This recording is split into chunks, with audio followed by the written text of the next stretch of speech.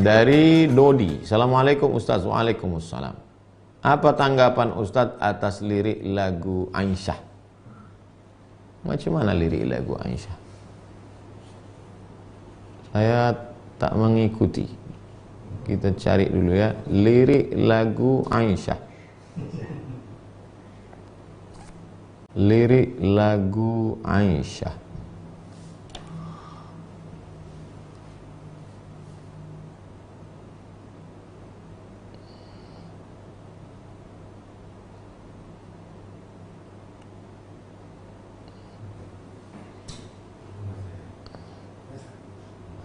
Lirik lagu Aisyah.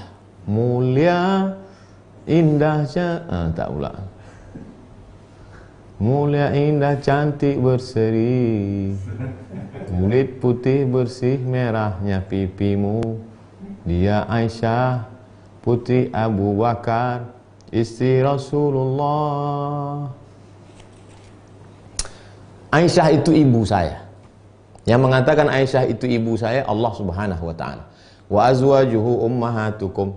Istri Muhammad SAW itu adalah ibu kamu. Aisyah itu ibu saya. Lalu kemudian keponakan saya yang perempuan, anak adik saya, bertanya tentang neneknya. Dia masih gadis, masih umur belasan tahun. Maka saya ceritakan, Aisyah itu pipinya merah, kemudian mesranya dia dengan, karena begitulah bahasa milenial. Lalu kemudian cerita saya tentang neneknya ke cucu yang generasi milenial ini didengar oleh kakak ibu saya. Cerita saya ke cucu ini didengar, mendengar cerita itu, kamu gak sopan, masa emakmu kamu sifati seperti itu. Bahasa yang saya pilih waktu itu sebenarnya untuk ponakan saya, yang milenial itu, yang masih muda belia itu. Tapi didengar oleh orang tua, dia katakan gak layak, itu bahasa ke ibumu gak cocok, gak sesuai seperti itu. Kedua-duanya sayang. Saya sayang ke keponakan saya, maka saya pakai bahasa yang saya pilih, itulah yang sesuai untuk milenial. Saking sayangnya saya tidak mau cucunya ini lupa pada neneknya. Tapi juga abang ibu saya sangat sayang kepada adiknya. Dia tidak ingin kami menjadi anak yang kurang ajar, sehingga menyifati suatu sifat yang tak layak untuk ibu kami. Begitulah orang kalau sudah terlalu sayang. Oleh sebab itu jangan lupa, ketika pilihlah kata-kata. Alhamdulillah beberapa hari ini kan sudah ada syair yang baru. Tidak lagi menyebut Aisyah saja. Oh Sayyidah Aisyah, Siti Aisyah, oh Sayyidah Aisyah. Jadi sudah ada perbaikan syair. Walau la daf'ullahi nasa ba'dhum bi ba'dhin. Kalaulah manusia ini tidak saling amar ma'ruf nahi mungkar, saya yakin dan percaya kritik-kritik itu tidak menjatuhkan, tapi menyelamatkan kita semua. Maka bagi insan seni jangan pernah berhenti, teruslah berkarya.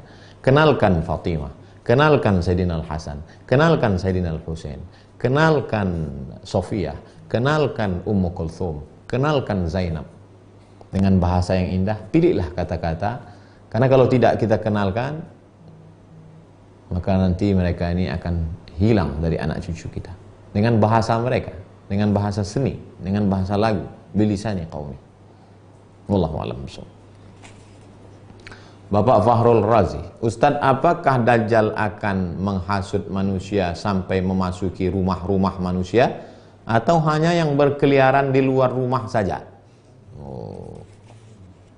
Dajjal masuk tidak hanya ke rumah, tidak hanya ke kamar, tapi masuk sampai ke hati. Oleh sebab itu jagalah hati kita. Karena ada orang yang tidak keluar rumah tapi menyaksikan action Dajjal, terpukau dia. Datang Dajjal. Dajjal menunjuk bumi, ya ardu umbuti, wahai bumi tumbuhkan tanaman. Tanah yang kering kerontang menumbuhkan tanaman hijau. Dajjal menunjuk langit, ya sama imtiri, wahai langit turunkan hujan. Turun hujan di saat kemarau panjang. Dajjal datang kepada mayat, ya mayat qom, wahai mayat tegak berdiri. Dajjal tegak, mayat tegak berdiri. Lalu orang menyangka dia adalah Al-Masih. Ternyata dia adalah Al-Masih Ad-Dajjal. Dajjal artinya KW, palsu. Oleh sebab itu kita ikuti sunnah Rasulullah SAW. Man qara'a surat al-kahfi, siapa yang baca surat al-kahfi, adha'alahu min nur ma bainal jumu'ataini, hari Jumat, malam Jumat, sore Jumat, pagi Jumat, Allah akan jaga dia sampai Jumat berikutnya. Hafal 10 ayat di awal surat al-kahfi untuk menjaga daripada Dajjal. Sebelum salam, Allahumma inni a'udzubika min adzabi jahannam wa min adzabil qabri wa min fitnatil mahya wal mamat wa min syarri fitnatil masihid dajjal. Dari Cindo. Ustadz, apa hukumnya uang yang diperoleh dari Google AdSense? Apa Google AdSense ini?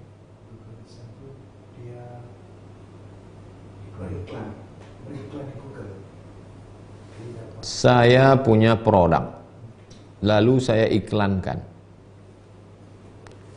Selama tidak ada ghish, tipu, tidak ada gharar, gambling, judi, tidak ada zulm, aniaya, memakan hak orang lain, maka apapun transaksinya halal.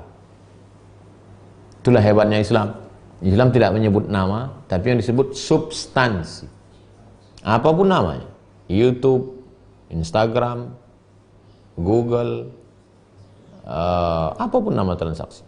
Di dalamnya tidak ada gharar, gambling, judi. Di dalamnya tidak ada zulm, aniaya yang makan hak orang lain. Di dalamnya tidak ada ketidakpastian, tidak ada, maka transaksi itu halal. Da'ma yaribuka ila ma la yaribuka. Tinggalkan sesuatu yang meragukanmu kepada sesuatu yang tak meragukan. Dari Mai. Ustadz, bagaimana caranya agar kita ikhlas dalam beribadah, terutama sholat waktu, agar tidak berat melaksanakannya? Pertama, berat. Lama-lama, kata orang Melayu, alah bisa karena biasa. Lama-lama menjadi keperluan, hajat, kebutuhan. Kalau tak sholat macam ada yang kurang. Itu memang proses. Pertama berat, setelah itu mulai terbiasa, setelah itu menjadi kebutuhan. Berapa lama prosesnya? Bukan 10 tahun, bisa jadi 20 tahun. Dulu ada seorang ulama, dia bercerita, saya baru merasakan manisnya sholat ini berapa lama Kiai? Setelah 20 tahun. Oleh sebab itu kita belum ada apa-apa. Kita dalam proses menuju itu. Senantiasa lihat dirimu buruk, senantiasa lihat dirimu orang yang tidak taat, sehingga dengan itu Allah Subhanahu wa taala akan mengangkat derajat kita. Jangan pernah merasa diri kita udah paling khusyuk, udah paling mulia, udah paling hebat. Terakhir dari Bapak Halim, Ustadz, bagaimana sikap terbaik kita bila sedang puasa sunat, kemudian di kantor ada yang belikan kita sarapan? Famangkana, siapa yang mau membatalkan puasanya, faman sya'af an yuftir fal yuftir. Dari rumah sudah niat puasa sunat. Puasa sunat bulan Sya'ban. Lalu kemudian bertamu ke rumah orang. Ayolah puasa, ayolah silakan, kata dia. Faman sya'a fal yuftir, faman sya'a an yuftir fal yuftir. Siapa yang mau berbuka, batalkan. Tidak haram hukumnya, karena bukan puasa Ramadan, bukan puasa qada, bukan puasa kafarat. Jadi puasa sunat kalau mau dibatalkan, ya silakan batal. Siapa yang mau meneruskannya, silakan teruskan. Itulah enaknya kalau kita ngaji, teman kita ngaji.